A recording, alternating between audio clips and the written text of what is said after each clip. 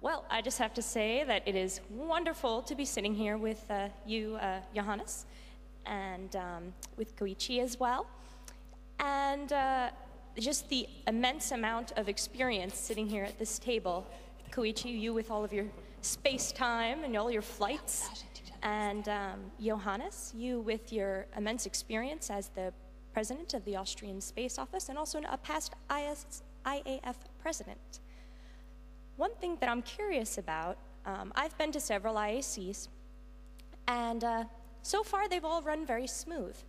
But I heard a story about a particular IAC when you were president in Brighton. I was wondering if you could tell me a little bit about some of the challenges there and how you guys overcame them. Thank you.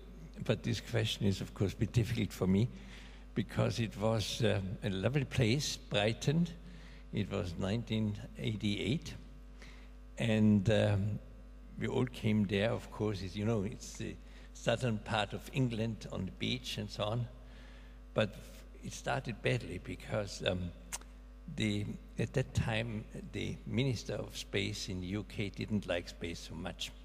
So he just didn't show up, you know, in the beginning. So we had an opening ceremony and we had no real representative of the UK government. So this started badly, and I think then God looked down on us and said that we will be punished. So what happened is a tornado arrived, a tornado, not predicted by the Met Office in Brighton. It was terrible. You know, windows broken at the hotels, we had to evacuate some of the people there, and all the electricity was gone, power lines broken. No roads from London to Brighton anymore, all blocked. So I think it was the only IAF Congress where we didn't have a banquet. Of course, I'm coming from Austria. I said, oh, let's make it romantic. Let's have candlelight dinner. But, you know, all the official people said, no, fire. It could be a risk for fire, you know. So no banquet. IAF Congress without banquet. And no awards, nothing. So that was very sad. The only fortunate thing is that everybody went home safely. There was nobody hurt by this. It was just exciting, but it was my start as a president, and it was a bit shocking. That is quite a start.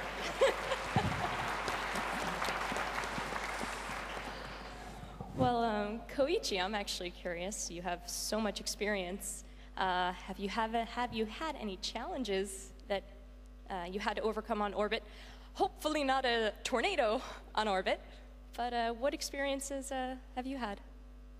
Yeah, we have a lot of challenges in space, and in space there are a lot of things that breaks actually. But it's good that we have crew members on board because we can fix and we can keep going and utilize the space station. There are so many things that broke, for example, like a running exercise machine, a resistive exercise device, and also the water purification system. In space, believe it or not, we can collect the water, the urine in the toilet, and you can reprocess it all the way to the potable. So in space, yesterday's coffee becomes tomorrow's coffee. And if you look at it, this is sounds delicious. It's a huge achievement. On the ground, this same cycle happens, but it takes years for this water to circulate. But in space, we do this in 2 days. That's an achievement. But whenever something breaks, we have to spend hours to fix it. And so one of the things that I did was urine processing system repair. But we have really strong support from the ground, from all over the world, Houston, Munich, Tsukuba in Japan, Moscow, and Montreal in Canada. So with a big, strong teamwork, we always survived. That's excellent. I know teamwork, I notice in the space industry, especially down in Houston, very important, and we have some very successful flights. I'm just curious, Johannes, I've also heard that you were president during the first Congress that was held in India. I was wondering if you could tell me a little bit about that. Yes, I can tell you positive stories now. Yeah. Excellent, good to hear. Yeah, But I'm still sorry for the British Interplanetary Society because they worked very hard for this Congress, and really I was regretting very much. But it became a nightmare. But afterwards, it was in Bangalore, Congress, first in India, was like a fairy tale.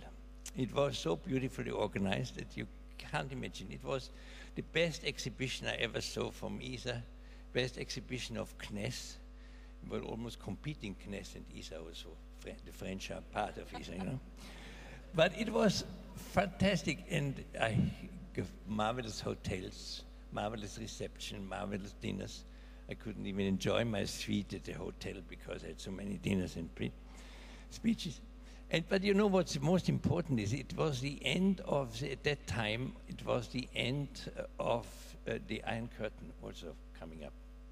And there was some marvelous men in India responsible for ISRO, the Indian Space Research Organization, U.R. Rao.